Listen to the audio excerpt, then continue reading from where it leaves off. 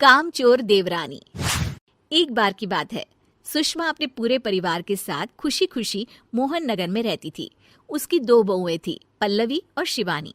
एक दिन दोनों बहुएं रसोई में काम कर रही होती है कि तभी उनकी सास सुषमा उन्हें बुलाती है। अरे बहू, जरा इधर तो आना। शिवानी, जरा जाकर देखना सासू माँ क्या कह रही हैं। दीदी आप ही देख लो ना जाकर, आपको भी तो सुनाई दे रहा है। अरे मैं आटा गूंद रही हूँ ना, तुम चली जाओ। हाँ तो मैं भी तो सब्जी काट रही हूँ ना दीदी। अरे बहू जल्दी आओ। ओह, ये तो जाएगी नहीं, मैं ही जाकर देखती हूँ कि क्या करना है।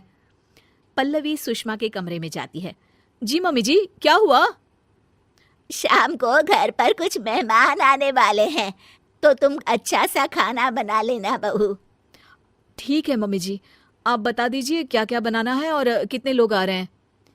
सुनील की मौसी जी और उनका पूरा परिवार आ रहा है। कुल मिलाकर 3 लोग और हमें मिलाकर हुए 9 लोग। तो अभी से ही तैयारी करना शुरू कर दो। और हाँ, घर की सफाई भी कर देना, हाँ अच्छे से। जी मम्मी जी, सब काम हो जाएगा, आप चिंता मत कीजिए। पल्लवी शिवानी को घर में मेहमान आने वाले हैं इसके बारे में बताती है। क्या 9 लोगों का खाना बनाना होगा, घर की सफाई करनी है? बाप रे, सासू माँ ने तो हमें घर की नौकरानी ही समझ कर रखा है।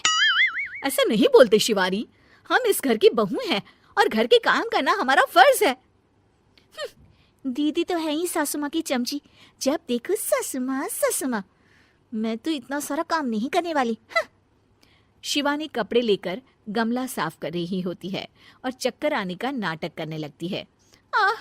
मेरा सर चकरा रहा है। तभी वहां पल्लवी और सासू माँ जाते हैं। अरे बहू, क्या हो गया तुम्हें? मम्मी जी, बहुत तेज सर में दर्द हो रहा है। तुम एक काम करो शिवानी, आराम कर लो। नहीं नहीं दीदी, घर में मेहमान आने वाले हैं, मुझे आपकी मदद करनी चाहिए। अरे कोई बात नहीं शिवानी, तुम आराम कर लो, मैं सब काम कर लूंगी। ठीक है दीदी, अगर आप इतना कह रही हैं तो आराम कर लेती हूँ। शिवानी आराम से अपने कमरे में मैगजीन पढ़ रही होती है। इसे कहते हैं आराम की जिंदगी। इतना सारा काम। चलो सारा काम खत्म हो गया, शिवानी को देख आती हूँ। शिवानी अपने कमरे में ईयरफोन में गाने सुनते सुनते सो जाती है और उसके साइड में मैगजीन भी रखी होती है। पल्लवी वहां आ जाती है और वो सब देखती है। ओहो, तो मतलब सब काम चोरी का बहाना था। अभी बताती हूँ इसको।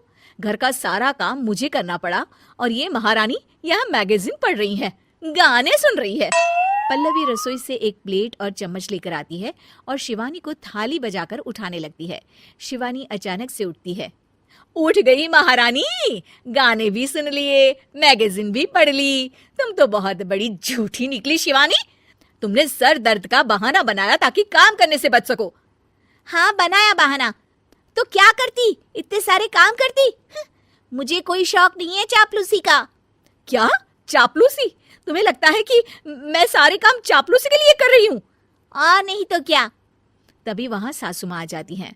अरे बहू, वो लोग बस आने ही वाले हैं, तुम तैयारियां कर लो। जी सासू माँ, तुझे तो मैं बाद में देखती हूँ। सब खाना खाने बैठते हैं और खाना शुरू करते हैं। तभी सुनील की मौसी बोलती है। वाह भाई वाह, खाना तो बहुत ही अच्छा बना है सुषमा जी, एक एक चीज में क्या स्वाद है।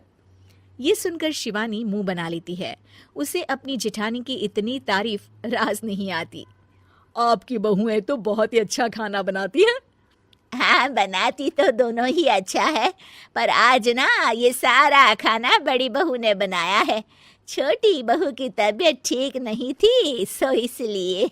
मानना पड़ेगा सुषमा जी, आपकी बड़ी बहू तो बहुत ही गुणवान है। पल्लवी की तारीफ सुनकर शिवानी को जलन होती है। पल्लवी ये सुनकर खुश हो जाती है और शिवानी की तरफ देखकर उसे चिढ़ाती है। कुछ देर बाद मेहमानों के जाने का वक्त हो जाता है।